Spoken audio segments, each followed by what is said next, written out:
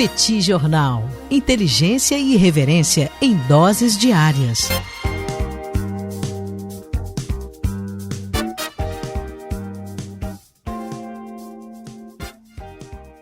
Olá, gente. Bem-vindos, bem-vindas ao Petit Jornal. Essa é a retrospectiva de 2025. É a 10ª vez que o Petit Jornal faz um episódio especial de final de ano, uma retrospectiva. Estamos gravando aqui numa live no YouTube do Petit Jornal. São exatamente 17 horas e 21 minutos da segunda-feira, 22 de dezembro de 2025. Cá está a dupla de costume, a dupla que você conhece de cor. Tanguy, o Bagdadi, animado, contente, preparado, revigorado, resiliente, atumbante, descansado e tarifado. Segue tarifado o professor Bagdadi nessa proximidade do Natal. E temos também Daniel Souza, que é esse que vos fala. Ao longo dos próximos minutos, vamos repercutir os principais acontecimentos internacionais desse ano de 2025. Deixo aqui um aviso, nós entramos agora num breve recesso e o Petit Jornal volta no dia 7 de janeiro. No dia 7 de janeiro, às 19 horas, gravaremos numa live no YouTube do Petit Jornal o próximo bate-papo e depois disso ele vai para o feed do podcast. Tanguy, vamos com calma, com cuidado. Já vejo ali o recesso na curva, na ponta dos dedos. Por favor, conte-me o que temos para hoje nesse episódio especial do Petit Jornal. Tudo bem, Daniel Souza? Um prazer estar aqui mais uma vez nesse 22 de dezembro, né, Daniel Souza? A ceia quase pronta, né? Tudo preparado já para esse recesso, né? O ano foi cheíssimo, né? Eu queria, antes de mais nada aqui, Daniel, agradecer todo mundo que acompanhou a gente ao longo do ano. Muito obrigado a você que ouve a gente pelo podcast, você que ouve a gente pelo YouTube. Mandar um abração para todo mundo que acompanha a gente ao vivo no YouTube, né? Sempre muito prazeroso, né? A gente sempre tem a resenha, né? A gente sempre conversa com o pessoal. Um abração para todo mundo. Muito obrigado pela companhia, os apoiadores, né? Pessoal que apoia a gente. Tem várias maneiras de apoiar o Petit Jornal. Muito obrigado pelo apoio de vocês. E, aliás, Daniel, está chegando no final do ano agora. Muita gente vai viajar ou está planejando uma viagem ou simplesmente quer ter um acesso mais seguro à internet. E fica aqui a recomendação dos nossos parceiros da NordVPN. A NordVPN, Daniel, é a melhor VPN que tem por aí.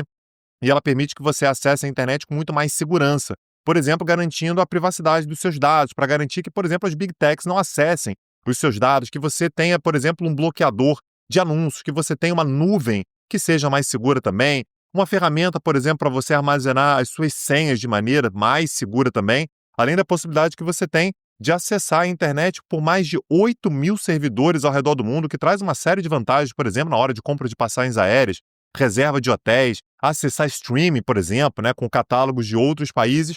Tudo isso com o link que está na descrição desse episódio, que te dá 4 meses adicionais sobre o plano que você contratar, além de um super desconto. E se você contratar em 30 dias você se arrepender, porque eu acho muito difícil, você recebe todo o seu dinheiro de volta. Super ferramenta, né, Daniel Souza? É verdade, gente. Condições especialíssimas para os amigos e amigas do Petit Jornal. Link no descritivo desse episódio. A NordVPN é uma super ferramenta ao longo desse ano de 2025. Ela foi fundamental para o nosso trabalho aqui no Petit Jornal, inclusive durante viagens.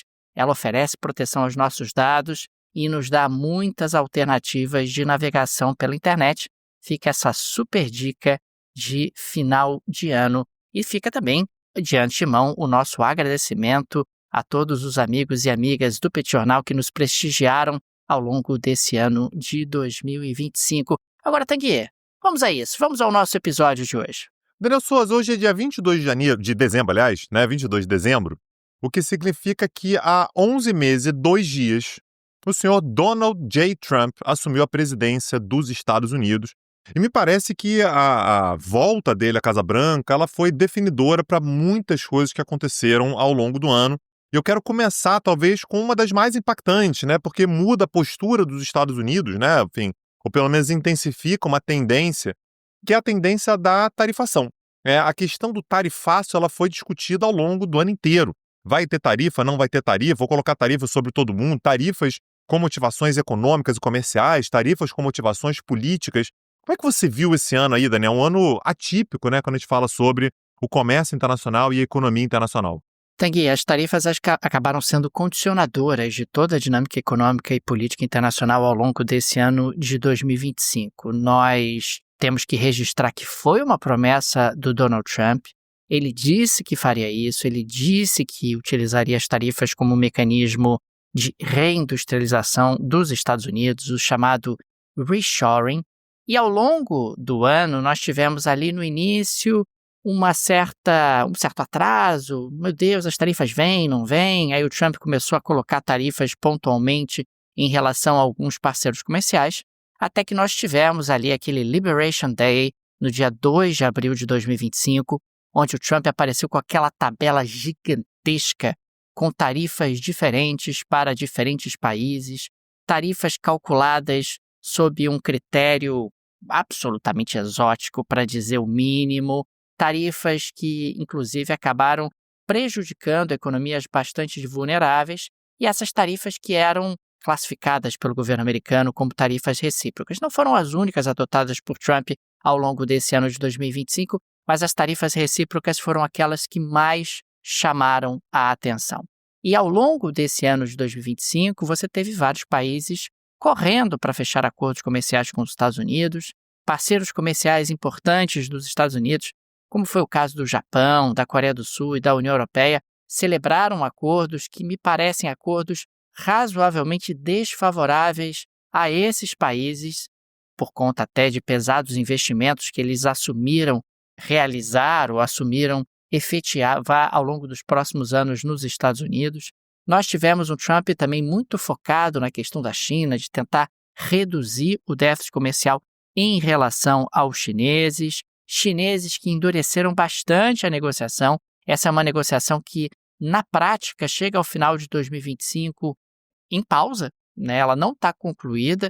Você teve ali, inclusive, o estabelecimento de uma certa trégua, porque, afinal, os Estados Unidos precisam das terras raras e minerais críticos chineses, os chineses precisam também de semicondutores americanos, precisam ali de alguns equipamentos provenientes dos Estados Unidos. Agora, a gente já pode dizer que essa guerra continuará, essa tensão comercial continuará nos Estados Unidos, ela continuará ao longo do ano de 2026. E nós tivemos uma novidade, Tanguy, que chamou bastante atenção, e você falou muito sobre isso, que são as tarifas punitivas e as pesadas tarifas em relação a importantes parceiros comerciais dos Estados Unidos. O critério que o Trump utilizou para colocar essas tarifas, ele foi, a princípio, né, o critério comercial, né? Então, aqueles países com os quais os Estados Unidos têm déficit, né, os Estados Unidos colocaram tarifas, e aí você falou sobre isso, né, Daniel? Aquele critério que ninguém entende muito bem, né? Qual era o critério? Era um critério meio linear, era um critério que pegava ali o tamanho do déficit e tal, dividia de maneira meio esquisita e chegou-se, portanto, a um determinado número. Então, foram tarifas muito arbitrárias, né, que foram estabelecidas, mas a gente teve também outros países que foram severamente tarifados, foi o caso do Brasil, por exemplo, sem levar em consideração esse critério comercial, esse critério do déficit comercial. O Brasil, por exemplo, foi um desses países que foi tarifado, apesar de ser um país que o Brasil é deficitário, ou seja, os Estados Unidos têm superávit com o Brasil, e o critério que foi colocado foi um critério político, né? E esse é sempre um elemento que é muito complicado de se lidar, porque quando você coloca político no meio, não tem exatamente um critério técnico, e isso acaba tirando um pouco da previsibilidade.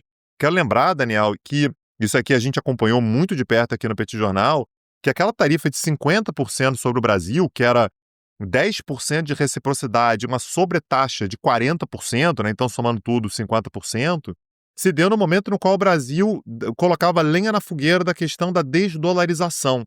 Então a gente vai desdolarizar, temos que ter uma alternativa. Isso aconteceu durante a cúpula dos BRICS, aqui no Rio de Janeiro. Foi um momento no qual os Estados Unidos falam assim, opa, desdolarização não, o Brasil está tarifado em 50%. Eu achei interessante porque na época eles, inclusive, a carta que foi enviada dos Estados Unidos para o Brasil, ela falava sobre o Bolsonaro, por exemplo, né? O Bolsonaro está sendo perseguido e tal, e tema que nunca mais apareceu depois, mas dá para ver como é que há tarifas que têm uma função meio justiceira também, né? Aliás, várias vezes o Trump ameaçou, não, se o país tal não fizer tal coisa que eu quero, vou colocar tarifas, né? Então você passa a ter a tarifa também como um instrumento político muito importante. Então, tarifas curiosas, porque elas incidem sobre aliados, né? Então países muito próximos, Canadá, México, Europa, e também contra países que economicamente não haveria uma justificativa, mas você coloca com a função justiceira. Outra coisa que marcou esse ano, né, e tem muito a ver com Donald Trump também, Daniel, foi o encerramento, né, pelo menos desse atual capítulo da guerra em Gaza. A gente está falando sobre bombardeios israelenses que vêm desde o ano de 2022, né, desde o ano de 2023. A gente teve em 2023 aquele ataque do Hamas contra Israel. Isso levou, portanto, a meses e mais meses de ataques que levaram a 70 mil mortos na faixa de Gaza. E uma das grandes novidades que a gente teve esse ano agora, que foi em outubro, foi a intermediação feita pelos Estados Unidos e que levou, sim, à suspensão dos bombardeios. Isso está longe de significar o fim da questão, muito longe, ainda tem muita coisa a ser vista, e tem um monte de ponta solta, né, Daniel? Então, a proposta que foi apresentada pelo Trump, por exemplo, que era uma proposta de 20 pontos, ela falava, por exemplo, sobre a perspectiva de criação de um Estado palestino. Como é que isso vai acontecer? Ninguém faz muita ideia, né? O Hamas ele tem que ser desmobilizado, tem que entregar as armas. Ninguém sabe muito bem também como é que isso vai acontecer, mas, de qualquer maneira, foi um dos grandes pontos, né, desse ano na atuação de Donald Trump. Ele quis colocar isso realmente no portfólio dele, né? Conseguir essa paz aqui, fui eu que consegui, fui eu que negociei, fui eu que fiz, e o que alimenta, inclusive, a expectativa que ele tem de ganhar o Prêmio Nobel da Paz em algum momento.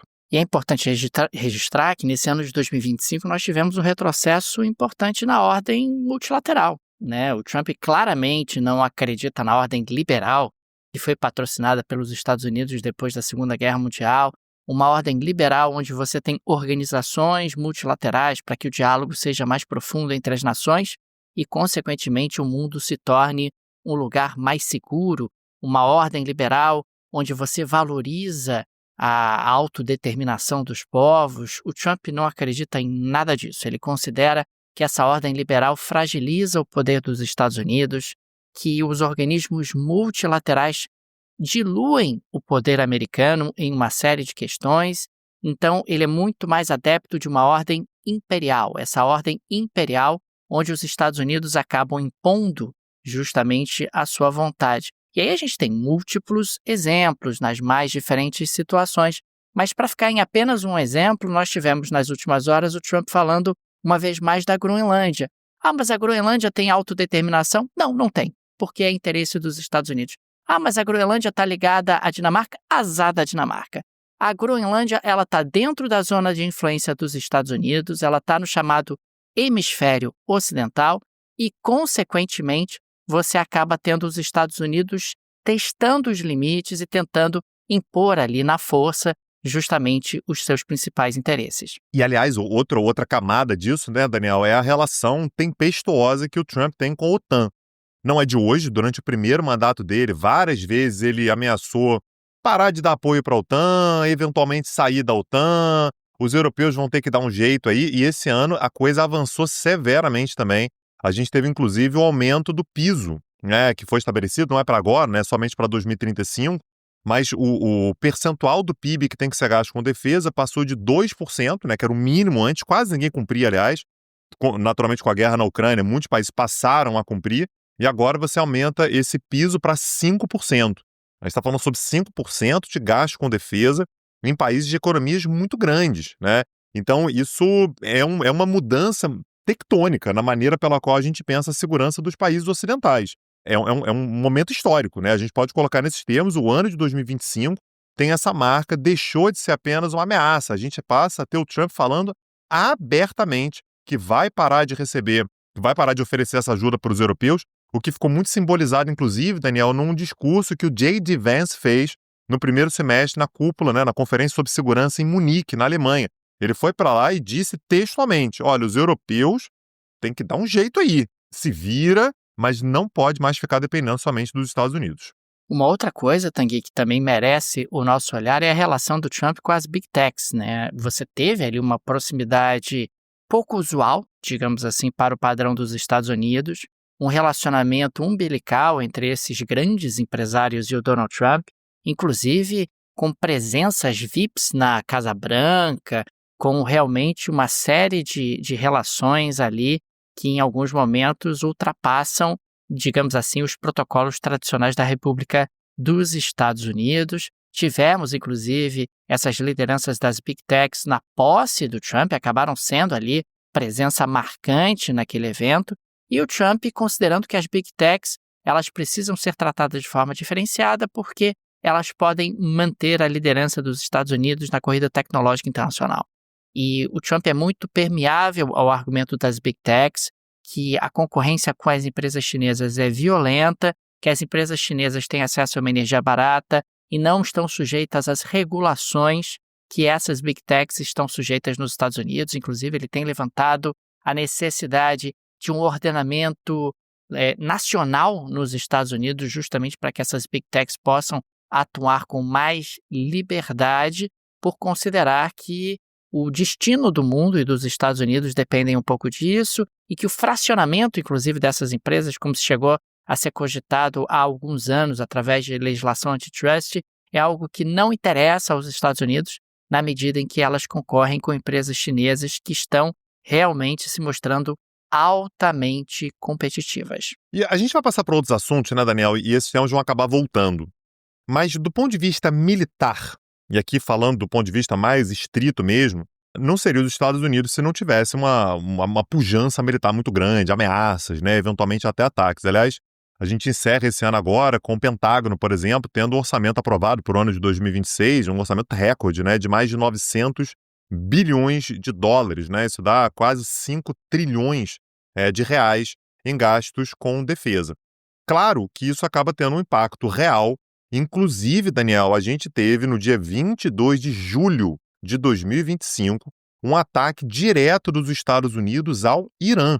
Esse é também é um momento histórico, Daniel. Desde 1979, os dois países não têm relações diplomáticas, mas ataques diretos dessa maneira, um ataque militar contra as instalações nucleares iranianas, não é algo que a gente viu de lá para cá. Claro que houve operações americanas, houve ameaças, você teve ações de inteligência, né? Você teve ações encobertas, você teve agentes americanos agindo no Irã, isso tudo a gente sabe que teve, mas um ataque militar direto do Irã, dos Estados Unidos ao Irã, não aconteceu, naturalmente tendo ali a participação também de Israel. Então esse é um marco que ninguém vai tirar do ano de 2025, né? Para sempre, quando a gente for falar sobre essa relação, o dia 22 de julho vai ser lembrado, e a escalada de tensões que nós temos dos Estados Unidos com a América Latina, em especial Venezuela e Colômbia. Aliás, já está na hora da gente dizer o que a gente acha para o ano 2026, né? Posso queimar a largada aqui? Eu vou falar depois de novo. Vontade. Depois eu falo de novo.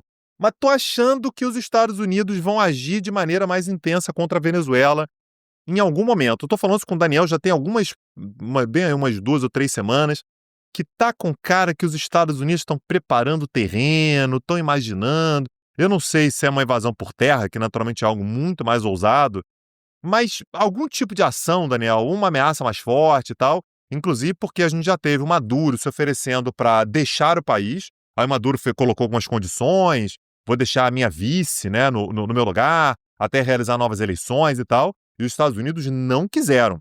Ou seja, não é o caso que eu apenas quero que o Maduro saia.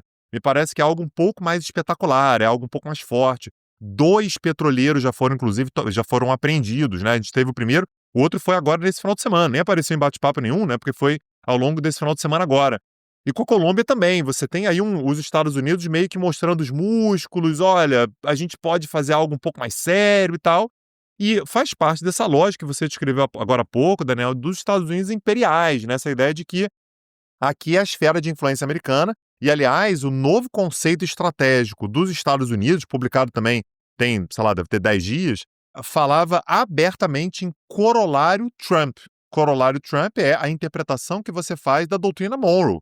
Doutrina Monroe é aquela América para os americanos, ou seja, as Américas são um espaço de influência dos Estados Unidos insular da influência de outros países.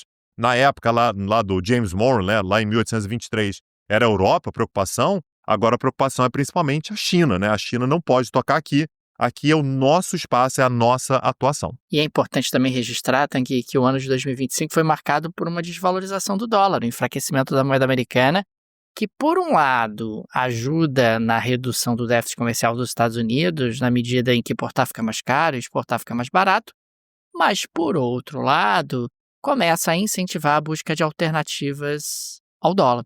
Afinal, você acaba tendo, na prática, pessoas que ficam muito insatisfeitas com essa desvalorização da moeda americana, caso ela tenha sido a sua escolha para estocar sua riqueza. Imagina, você estoca sua riqueza em dólar e o dólar derrete em relação a outras moedas do mundo. Isso tem tudo a ver com toda essa discussão geopolítica sobre a qual a gente falava há pouco. Os Estados Unidos não oferecem a mesma segurança que ofereciam no passado para os seus parceiros, para os seus aliados, e não têm a mesma previsibilidade que ofereciam no passado para os seus parceiros, para os seus aliados e para as instituições. Afinal, Donald Trump testou os limites do seu poder o tempo todo. Aliás, as tarifas são um ótimo exemplo disso. As tarifas estão sendo questionadas no âmbito da Suprema Corte. As tarifas, você acabou tendo a maior parte delas utilizando como argumento segurança nacional, o que é ridículo. É ridículo você dizer que os Estados Unidos precisam estabelecer tarifas pesadas em relação a países africanos, porque esses países africanos, ao terem superávites comerciais com os Estados Unidos, representam uma ameaça à segurança nacional dos Estados Unidos. Não é assim que funciona, mas o Trump vai testando ali os seus limites, inclusive no que diz respeito a nomeações, no que diz respeito ao seu relacionamento com o Congresso, no que diz respeito a dar a chave do cofre ao Elon Musk durante um breve período em que ele teve ali como chefe do processo de desburocratização do governo americano, algo que não foi levado adiante.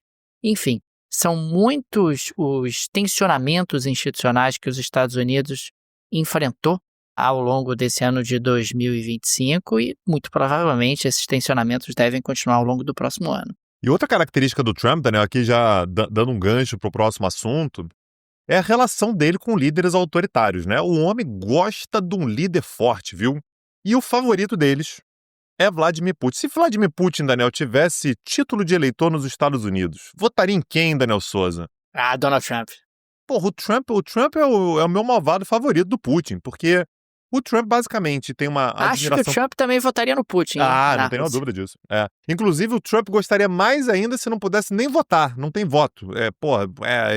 Tá reeleito automaticamente e tal. O Trump gosta, né, dessa aura do líder forte, né, o líder que se diz religioso, conservador, patriota, né? Isso tudo é uma estética que agrada muito ao Trump.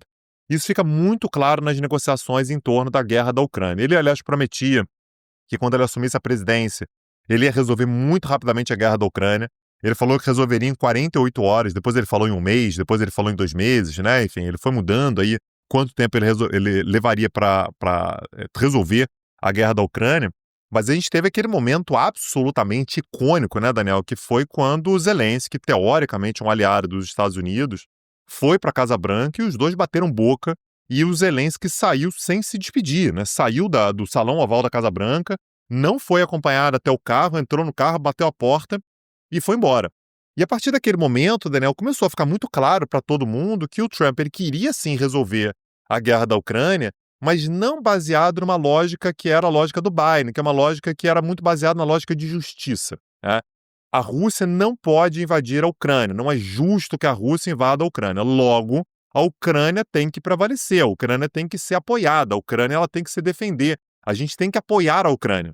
A lógica do Trump é, nós temos que ter uma paz baseada na realidade dos fatos. A realidade dos fatos é, a Rússia é a mais poderosa, a Rússia já domina 20% do território ucraniano, vai dominar ainda mais, isso é um fato, tá? Se não tiver acordo, a Rússia vai continuar se expandindo para dentro do território ucraniano, como vem acontecendo. E a lógica do Trump, portanto, tem que ceder o que a Rússia quer. A Rússia quer um pouquinho mais de território, a Rússia quer garantia de que a Ucrânia não vai entrar na OTAN, a Rússia quer a garantia de que a Ucrânia vai ter um território, vai ter um exército menor. Vamos ceder isso para a Rússia e tá feita a paz. E a gente dá a garantia de segurança para a Ucrânia aí e depois ver como é que a coisa vai acontecer. Isso se estendeu ao longo do ano inteiro, Daniel, e agora, no final do ano, os Estados Unidos apresentaram o plano de 28 pontos que demanda exatamente amplas concessões para a Ucrânia. A Ucrânia tem que fazer amplas concessões, o que traz a gente para um final de ano, Daniel, no qual a gente não faz a menor ideia de para onde que a coisa vai. A Ucrânia não aceita fazer concessões territoriais para a Rússia não aceita encerrar a guerra sem essas concessões territoriais. Me parece que essa guerra ainda vai se estender durante algum tempo, e enquanto isso, o Putin vai aumentando o seu preço. O Putin vai aumentando o seu território para dentro da Ucrânia. Se não negociar agora, eu avanço mais, e mais, e mais, e mais. Se você quiser negociar só no ano que vem, só em 2027, só em 2028, eu vou te pedir ainda mais coisas. Então a lógica do Trump é a Ucrânia. Você não vai ganhar essa guerra. Você não vai ganhar essa guerra.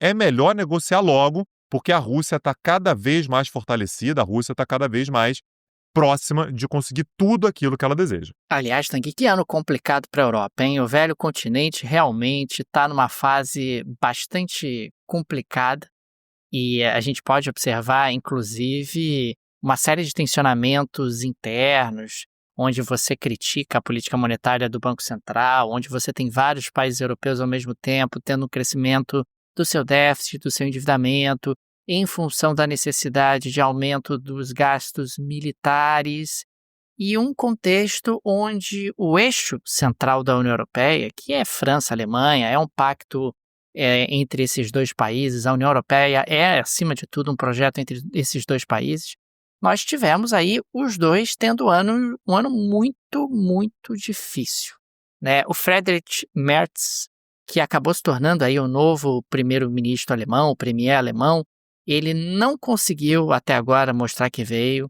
A economia alemã ela tem um problema grave, afinal ela tinha sido calcada numa energia barata e em exportações fortes, só que a energia ficou cara por conta das questões geopolíticas e as exportações estão tendo maior dificuldade com o fechamento de mercados relevantes, como é o caso do mercado americano. Soma-se a isso a necessidade de aumento dos investimentos militares, somam-se a isso debates sobre imigração na Alemanha. Você tem aí um país que está tendo muita dificuldade de ser a grande liderança europeia, de ser a grande locomotiva europeia. A Alemanha, bem da verdade, até tentou emplacar o acordo entre Mercosul e União Europeia, fez muita força para que esse acordo saísse, para tentar buscar novos mercados para as exportações alemãs, mas até o presente momento, o momento em que essa gravação é feita, esse acordo não saiu e agora a Alemanha está tendo que ver a Grécia dando lição de moral sobre como se organiza a economia de um país. E quem não está nada bem, ou quem não teve um ano muito fácil, foi também a França, né, Tanguy? Pois é, Daniel, a França começou o ano com um novo primeiro-ministro, né, o François Bayrou. Ele assumiu no finalzinho de 2024, né, então a ideia era que ele tentasse organizar a casa e permanecesse durante mais algum tempo à frente do país. Nunca teve vida fácil, né? O François Bayrou, ele nunca conseguiu formar ali uma coalizão que sustentasse o governo e já deu lugar ao Sébastien Lecornu, né, um novo primeiro-ministro. O Sébastien Lecornu passou algumas poucas horas no poder, já renunciou, já foi reindicado, indicado novamente, né, colocado mais uma vez no cargo de primeiro-ministro. Mas o fato, Daniel, é que a França ela tem um problema estrutural nesse momento, que é uma divisão muito importante do eleitorado.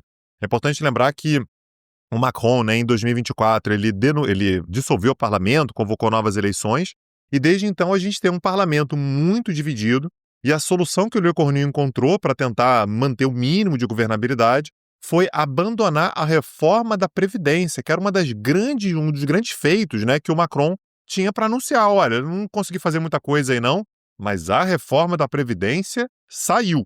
Ele teve que, o Sébastien Lecornu teve que abandonar a reforma da Previdência, porque você tinha muita dificuldade para aprovar um orçamento para o ano de 2026 que fizesse o ajuste que a França precisa. Tudo isso, gente, impacta demais na Europa. A gente está falando sobre a Alemanha e França. São dois países que têm tido, né, um avanço muito importante de uma extrema-direita. E, só para deixar claro, né, existem setores da direita que, claro, são favoráveis ao euro, são favoráveis à União Europeia.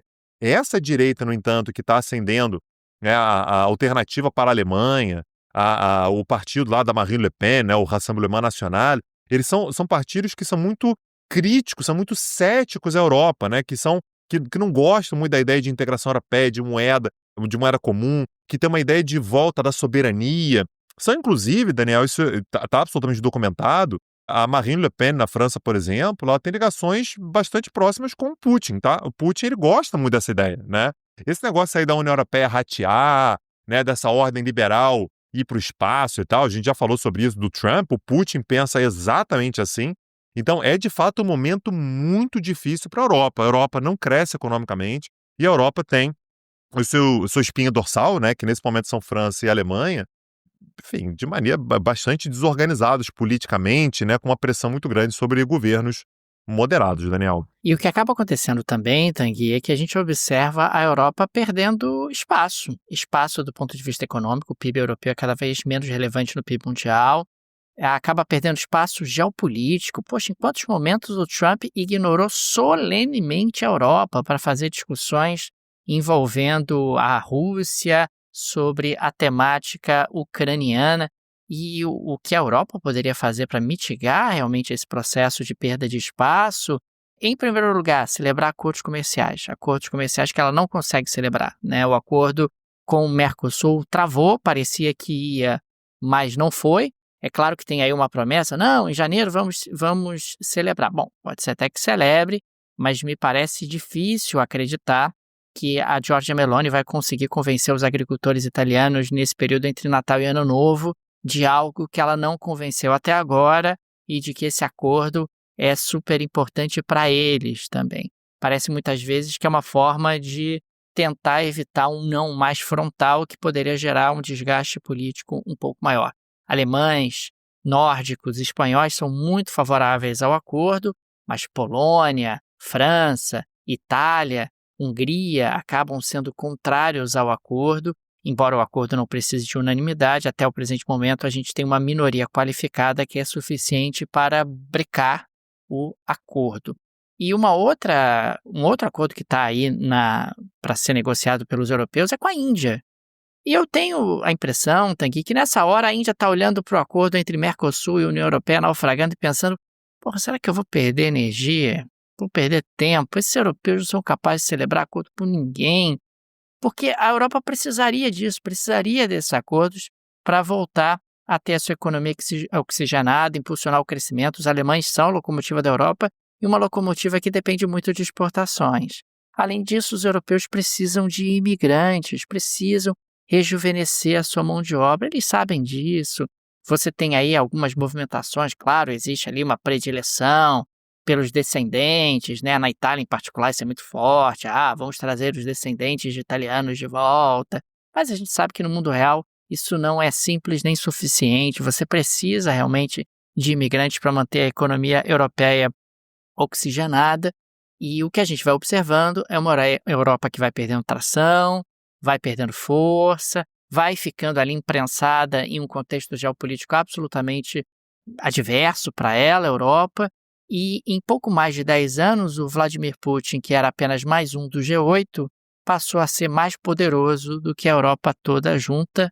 Isso é uma constatação, é um dado da realidade quando a gente observa o cenário atual. Quando a gente fala sobre as grandes potências, Daniel, a gente fala sobre, inegavelmente, né, os Estados Unidos, a gente fala sobre a Rússia, a gente pensa muito na Índia, né, como uma potência que está ascendendo e tal. Agora, nesse panteão aí, a gente nunca tem como excluir a China, né? A China já é uma grande potência mundial. Como é que foi esse ano da China aí, Daniel, 2025? Olha, Tanguy, a China ela teve um ano muito desafiador por conta desse tensionamento em relação aos Estados Unidos, mas ela se saiu relativamente bem.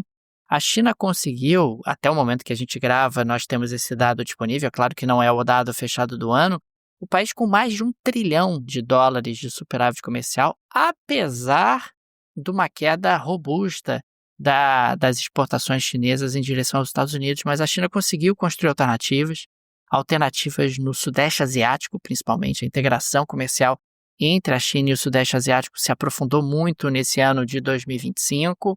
A China é um país que luta para que a desaceleração econômica não seja tão veloz, muito por conta da necessidade de tentar alcançar o PIB dos Estados Unidos pela taxa de câmbio oficial. Nós temos um país que ainda não conseguiu expandir o consumo interno na velocidade que esperava, na intensidade que esperava. Um país que continua tendo aí graves problemas do ponto de vista imobiliário. Mais uma crise imobiliária importante pipocou no horizonte chinês. Ninguém sabe exatamente o tamanho do problema chinês. Então, a gente está falando de um país que tem alguns problemas, mas que nesse ano de 2025 teve um ótimo desempenho.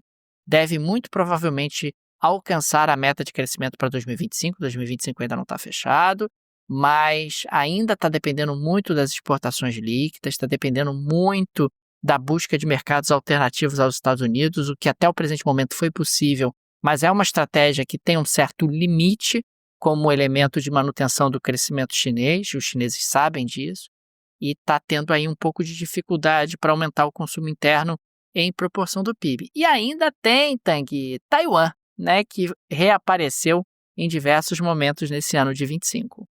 Taiwan, gente, eu já falei isso outras vezes, muita gente pergunta assim, será que esse ano agora vai ter guerra em Taiwan e tal? A minha resposta é sempre a mesma, né, Daniel? O Daniel sabe que nesse ponto eu sou bem monótono, né? Eu acho que não vai acontecer nada demais em Taiwan. Eu acho que é um ponto de tensão importante ali, os Estados Unidos marcam posição dando apoio militar para Taiwan, lembrando que os Estados Unidos não têm relações diplomáticas oficiais com Taiwan, mas mandam armas, vendem armas e tal. Aliás, acabaram de anunciar mais um pacote de 11 bilhões de dólares em venda de armas para Taiwan. A China continua afirmando a sua posição. Se houver apoio demais, isso é um casus belli, né? Um fator que pode levar à guerra. Você tem ali a manutenção de uma posição chinesa, e ao longo do ano inteiro isso foi um assunto, isso foi um tema. Me parece que a coisa vai continuar assim no ano de 2026, viu, Daniel? Mas sem grandes novidades. Aí você tem a China fazendo exercícios militares ali no entorno, no Estreito de Taiwan e tudo, mas me parece que o cenário ele se mantém mais ou menos parecido. Agora, quando a gente fala sobre Taiwan, a gente está falando sobre uma questão importantíssima que é a inteligência artificial, né? Porque mexe com os semicondutores, e o maior produtor de semicondutores do mundo é Taiwan. Você tem alguns outros, mas Taiwan é incontornável, né, Daniel? Não tem como falar sobre inteligência artificial e inovação sem pensar na produção taiwanesa de semicondutores. Por mais que você tenha aí um esforço de levar uma produção taiwanesa para os Estados Unidos, por mais que você tenha aí uma tentativa de internalização produtiva, Taiwan continua incontornável no que diz respeito a esse segmento industrial absolutamente estratégico, né? Taiwan concentra realmente uma parte desproporcional dessa produção e, consequentemente, ter Taiwan ao seu lado acaba sendo de fundamental importância. Aliás, Tanguy, nesse ano de 2025, uma marca econômica super importante, não que isso não tivesse presente em anos anteriores, mas me parece que nesse ano de 25 isso atingiu outro patamar e foi muito forte, foi uma certa fragmentação econômica. Donald Trump ajudou bastante a acelerar isso, quer dizer, você teve investimentos desconcentrando de mercados centrais, de países centrais, indo em direção a países emergentes. Em parte, isso explica, por exemplo, a valorização da Bovespa no Brasil.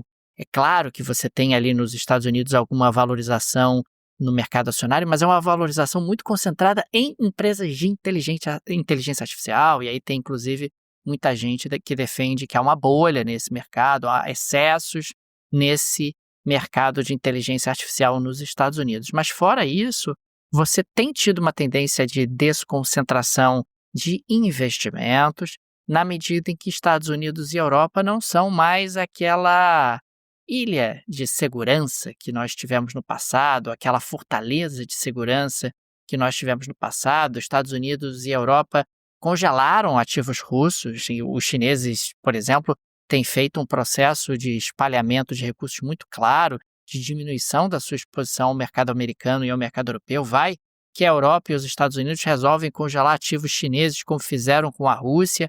A China comprou muito ouro nesse ano de 2025, que empurrou a cotação do metal para cima numa intensidade muito significativa.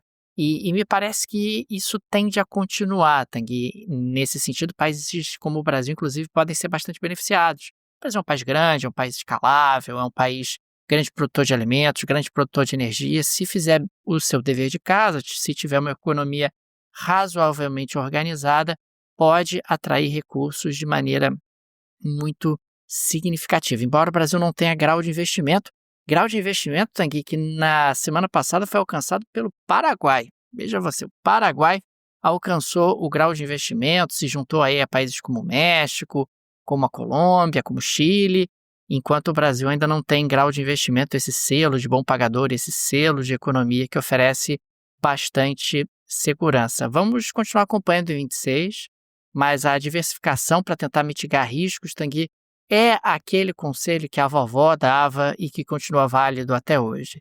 Diversifique, diversifique, diversifique. Ainda mais dentro de um contexto onde você tem aí ainda mais incerteza no cenário internacional. Quero saber que vovó é essa que falava diversifique, diversifique, diversifique. Minha vovó falava, pô, leve o casaco, tá? É uma vovó um Tanguy. pouco diferente essa daí, diversifique? Tanguy, veja Sua avó você. falava diversifique o investimento, é isso? Falava. Veja É você, mesmo? diversifique. Jamais coloque todos os ovos numa única cesta. Ah, Coloque. Até porque os meus avós colocaram todos os ovos numa mesma cesta e por Deu ruim. questões políticas a coisa deu bem errado. E aí eles aprenderam essa lição da pior maneira possível. Pois é, aliás, quando a gente fala sobre essa pulverização, Daniel, a gente tem que olhar muito para a América do Sul, né? Se a América do Sul está falando sobre o Paraguai com grau de investimento e tal, e olhar para a América do Sul é sempre uma surpresa, né? A gente teve esse ano agora 2 mudanças muito importantes de governos aqui na América do Sul. A gente teve, Daniel, o Chile. O Chile, aliás, vem alternando entre direita e esquerda há bastante tempo, né? Você teve Michelle Bachelet, Sebastián Pinheira, volta Michelle Bachelet, Sebastián Pinheira de novo. Depois você tem o governo do Gabriel Boric, né, que acaba sendo um governo que surge com muita esperança, né, e depois tem um desempenho muito ruim, né, em termos de popularidade. Mas agora a coisa é um pouco diferente, Daniel, porque não é mais uma centro-esquerda e uma centro-direita. Você passa a ter, tivemos a eleição esse ano agora, de José Antônio Kast. O Kast ele foi eleito, portanto ele será o próximo presidente chileno, e ele é um presidente bem mais à direita do que, por exemplo, o Sebastián Pinheira jamais foi. O José Antônio Kast, Daniel, ele é um presidente que, apesar de ter deixado isso um pouco de lado durante a campanha eleitoral agora de 2025, ele é um saudosista declarado de Pinochet, né, da ditadura do Pinochet. A ditadura do Pinochet, gente, ela é muito pior do que a ditadura militar brasileira, por exemplo, né, que não foi lá, não foi das mais brandas, né, do mundo e tal, mas o Pinochet foi muito pior. E você tem ali os apoiadores, né, você tem uma camada da sociedade chilena que é saudosista, que acha que naquele tempo que era bom, né, que você tinha ordem no país, era um país respeitado e tal. O José Antônio Kast é dessa galera. E você tem uma outra mudança importante também na Bolívia. A Bolívia também teve muitos anos de governos de esquerda, né? Primeiro do Evo Morales, depois do Luiz Arce. A gente teve um pequeno interregno, né, em que a Jeanine Áñez, né, chegou a ser presidente, né, no momento em que acabou o governo do Evo Morales, né, alguns anos atrás, mas o Rodrigo Paz, né, o novo presidente boliviano, e ele já chega, né, Daniel, estabelecendo um novo parâmetro em termos econômicos no país, por exemplo, mudando o regime do país com relação ao combustível, né? O combustível, a partir de agora, ele deixa de ser subsidiado e tudo, e uma atenção muito menor dada à população indígena, né? Que foi tão valorizada, né, durante o governo do Evo Morales e do Luiz Arce, né, do Lúcio Arce, e você tem, portanto, uma reconfiguração, né, Daniel, da maneira pela qual os países se colocam aqui na América Latina. E, consequentemente, é que a gente acaba tendo uma mudança no equilíbrio de poder. Aliás, nós trouxemos no Petit Jornal há poucos dias uma mudança super importante. Aliás, dá para dizer que foi uma mudança de 180 graus na política econômica boliviana. Quer dizer, a Bolívia, que foi governada pela esquerda por pouco mais de 2 décadas, agora está caminhando numa outra direção. O Javier Milei acabou tendo um ótimo resultado, aliás, até razoavelmente surpreendente, nas eleições locais na Argentina, o que levou ele, inclusive, a intensificar a sua agenda reformista. Nós temos agora uma mudança de guarda também no Chile. Nós temos tido um presidente Petro que está muito pressionado na Colômbia, né, tem enfrentado desgastes importantes, inclusive um certo tensionamento em relação aos Estados Unidos. E isso, aliás, esse é um aspecto que eu acho que precisa ser colocado também, Tanguy, essa pressão do Donald Trump de sugerir que, olha, essa é a minha região, o hemisfério ocidental, os governos têm que ser, em maior ou menor grau, alinhados a mim. E o Brasil até que teve altos e baixos nesse relacionamento com o Trump nesse ano de 2025, mas termina com a coisa mais ou menos sob controle, a coisa mais ou menos pacificada, com o diálogo fluindo. Mas a nossa região, ela promete e promete muito para 2026. Olha, Tanguy, esse é a 10ª retrospectiva do Petit Jornal. Nós nunca dissemos isso. É a primeira vez que nós projetamos que, olha, A nossa quebrada em 2026 estará no noticiário como nunca antes desse Petit Jornal, por conta realmente dessas questões envolvendo os Estados Unidos. Não necessariamente será um noticiário bom, mas me parece incontornável que passou a haver uma importância que não havia antes, seja por conta dessa visão imperial, de zonas de influência, seja por conta do Marco Rubio, que tem na América Latina uma atenção que os secretários de Estado anteriores não tinham, mas de qualquer maneira isso merece o nosso olhar e merecerá o nosso olhar em 26. Outra região, Daniel, que a gente naturalmente vai lançar um olhar constante ao longo desse ano de 2026 vai ser a África, né, o continente africano. A gente teve momentos muito difíceis, né, para determinados países africanos esse ano agora. Um deles foi o Sudão, né? O Sudão a gente teve a continuação de uma guerra civil com uma crise humanitária atroz, né, gigantesca, enorme, né, realmente um problemaço que vem acontecendo no Sudão, principalmente a partir do recrudescimento da tensão entre o governante de fato do país, né, que é o Abdel Fattah al-Burhan, que, enfim, é o líder do exército, né, que na prática governa o país, e um grupo que são as Forças de Apoio Rápido, né, que são um grupo rebelde. E você tem toda uma discussão, eles já foram aliados, né, e tem toda uma discussão sobre se esse grupo, né, as Forças de Apoio Rápido, deveriam ser incorporadas ao exército ou não.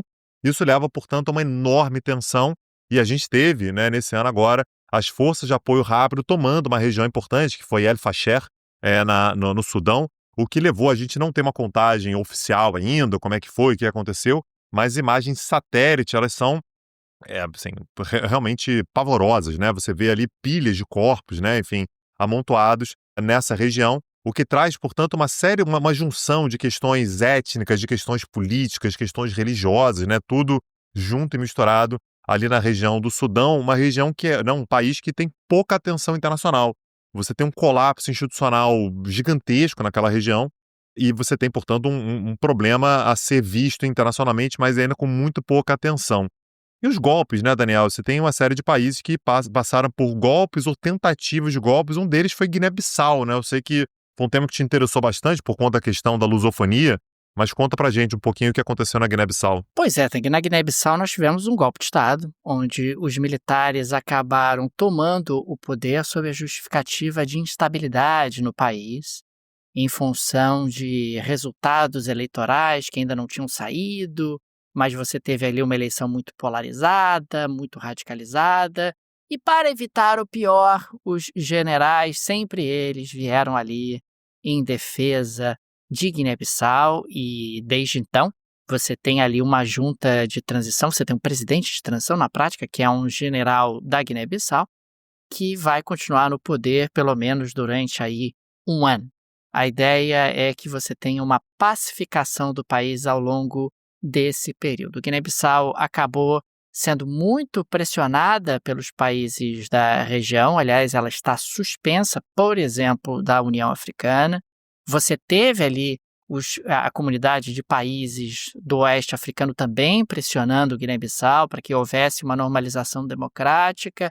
Você teve, obviamente, a União Africana pressionando, você teve Portugal pressionando, mas não houve ali nenhum tipo de recuo por parte dos militares da Guiné, que argumentaram que estavam protegendo o país do pior, que estavam evitando uma convulsão social, e os dois candidatos que disputaram a eleição acabaram se evadindo, inclusive, do país por conta do risco que havia sobre eles. Vale a pena acompanhar o que acontecerá na Guiné-Bissau ao longo do ano de 2026. Infelizmente, é um país marcado por golpes de Estado ao longo das últimas décadas. Você tem aí realmente um elemento de instabilidade impactando um país lusófono, um país irmão do Brasil. E outro país, Daniel, que aliás nós estivemos lá, né, que foi no Benin, né, a gente esteve lá em maio desse ano, finalzinho de abril, início de maio desse ano agora, e nós tivemos uma tentativa de golpe malograda, não deu certo, mas a gente sabe que é um país, se você pega um mapa do Benin, né, ele é um mapa que ele é estreito, né, no sentido norte-sul, então no norte do país você tem uma ameaça jihadista bastante importante, e militares tentaram tomar o poder dizendo que o governo não estava dando a devida atenção à ameaça dos jihadistas no norte do país. Então, Isso levou a uma tentativa de golpe que foi rapidamente debelado, que nós descobrimos, né, depois, a gente chegou a trazer isso aqui no Petit Jornal, é que a França ofereceu ajuda para o Benin. A França vinha tendo uma postura com relação ao Benin, com relação, na verdade, às ex-colônias africanas, que era de não interferência.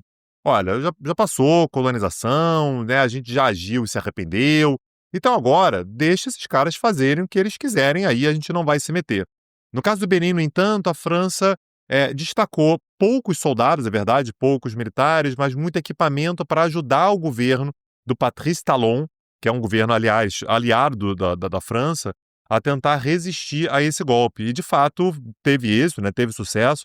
A França conseguiu mapear muitos dos polos de insurgentes e tudo, onde é que isso poderia acontecer, né, o que poderia acontecer, exatamente com o objetivo de impedir que houvesse a queda do Benin.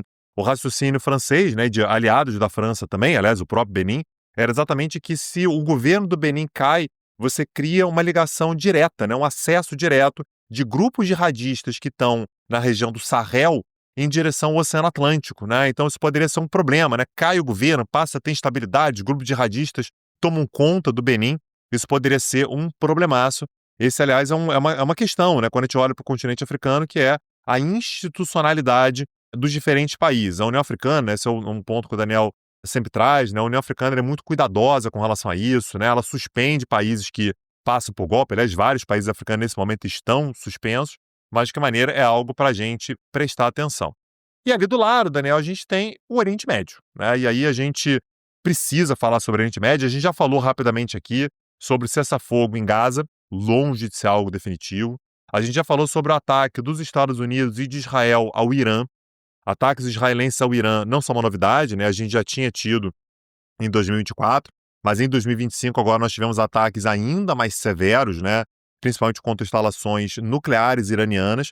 Agora, é também um ano, Daniel, que quando a gente for contar a história do Oriente Médio, é um ano a ser lembrado sempre, porque é um ano que mudou muita coisa no Oriente Médio. Basicamente, Israel resolveu aproveitar a crise toda, né? Resolveu aproveitar que já estava completamente mobilizado para agir em Gaza, né? Enfim, aliás, com tudo que aconteceu em Gaza, né? Enfim, ao longo dos últimos meses, né? Mais 70 mil mortes em Gaza, para resolver o seu problema no Oriente Médio, e fez ataques a praticamente todos os aliados do Irã, né? Então, o Irã foi atacado, o Hamas foi atacado diretamente, quando você fala sobre as incursões em Gaza, mas Israel também agiu muito firmemente contra o Hezbollah, no sul do Líbano. O Israel, inclusive, invadiu o sul do Líbano. Você já tem um cessar-fogo que está dando uma rateada, às vezes vai, às vezes não vai, mas, enfim, é um cenário que também levou a uma decadência muito grande do ponto de vista militar do Hezbollah, e ações também no Iêmen, né? Quando a gente fala, portanto, sobre os Houthis no Iêmen. A gente teve ainda a consolidação da queda do Bashar al-Assad. Aliás, eu estou falando isso aqui, Daniel, porque quando a gente gravou a retrospectiva do ano passado, isso tinha acabado de acontecer. Então, ao longo desse ano agora, de fato, a Síria se manteve sem Bashar al-Assad. Bashar al-Assad, aliás, ao que tudo indica, divorciado. A Asma al-Assad, ela era casada com o presidente, né? Na hora que deixou o governo, aparentemente as questões matrimoniais ali se sobrepuseram, né? Então, Bashar al-Assad, nesse momento, está lá na Rússia. Ao que tudo indica também, houve uma tentativa de envenenamento contra ele, né, Daniel? A gente explorou isso aqui, chegou aí pro hospital e tal, um estado grave. Ao que tudo indica, tá tudo bem com ele, é o que a gente sabe, né? Mas a Síria, de fato, se mantém com um governo pós-Bashar al-Assad e com problemas muito graves internos, né? Você teve uma ideia de, não, a Síria agora vai estar pacificada, todo mundo vai ser incluído e tal, e a gente sabe que não era muito o que a gente esperava, né, Daniel? A gente está falando sobre um governo liderado pelo Hayat Tahrir al-Sham, né, o HTC, ou HTS, né, o HTS, que é um governo que, na verdade, é um grupo que decorre da Al-Qaeda, né, então foi criado como parte da Al-Qaeda lá atrás, e que naturalmente está longe de ser um dos governos mais inclusivos, né, um dos grupos mais inclusivos. Então, ataques contra minorias na Síria vêm acontecendo com uma certa frequência. Muito frágil, Daniel. Tenho a impressão de que a gente vai falar muito sobre o Oriente Médio também ao longo do ano de 2026. Agora, Tagueiro, não deixa de ser curioso nós vermos o líder sírio, né, no Salão Oval. Foi algo que me chamou demais a atenção. E a revista The Economist classificou a Síria como o país do ano em 2025, o que é algo que também chama demais a atenção. Afinal, foi uma mudança muito intensa num prazo de tempo relativamente curto. e pelas mãos de alguém que até bem pouco tempo atrás era um dos procurados pelos Estados Unidos por conta das suas ligações com grupos extremistas. Agora, Daniel Souza, a gente está chegando ao fim da nossa retrospectiva. Eu queria te pedir duas coisas. Duas coisas. Primeira delas, eu queria te pedir o seu prognóstico para o ano de 2026. O que você acha que vai acontecer que, vai chamar a atenção? E dois, eu queria que você me dissesse a cena do ano. Eu vou antecipar a minha. A minha cena do ano aconteceu em setembro, em Nova York, no momento em que Lula terminou de discursar, se encontrou com Donald Trump nos bastidores da Assembleia Geral, os dois conversaram, rolou uma química e depois os dois se encontraram. Essa foi a reviravolta do ano. Que cena, que imagem, o encontro mais improvável de todos, Lula e Donald Trump. Me conta aí. Tanguy, a cena do ano, vou começar pela parte final, para mim, é o Donald Trump com aquela tabela gigantesca, com números absolutamente inexplicáveis. Depois apareceu ali o método de cálculo, meio chat GPT, para calcular aqueles percentuais. Você tinha também um monte de operários com macacões da Ford, de um monte de montadoras americanas.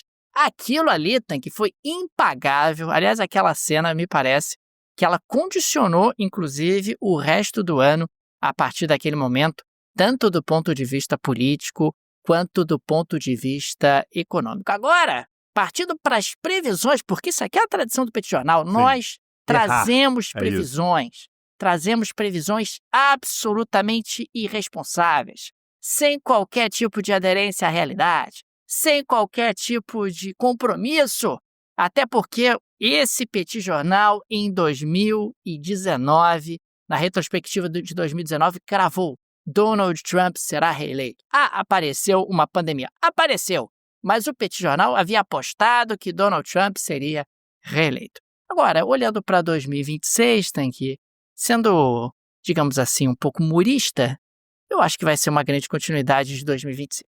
Que surpresa, Daniel Souza. Que surpresa. Essa é a grande continuidade.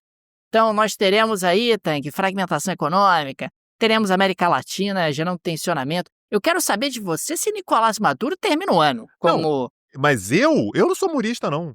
Não, eu falei aqui, Daniel, que o governo de Milei duraria 6 meses. Esse é o tipo de previsão que eu faço. Completamente irresponsável, sem nenhum compromisso com acerto.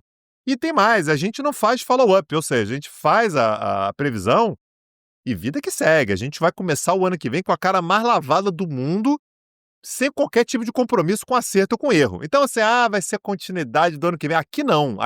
Minhas duas apostas. A primeira delas, já antecipei. Acho que os Estados Unidos vão agir militarmente na Venezuela. Não sei como, se vai ser bombardeio à distância e tal. Alguma bomba americana vai explodir na Venezuela. Minha primeira aposta. Tá?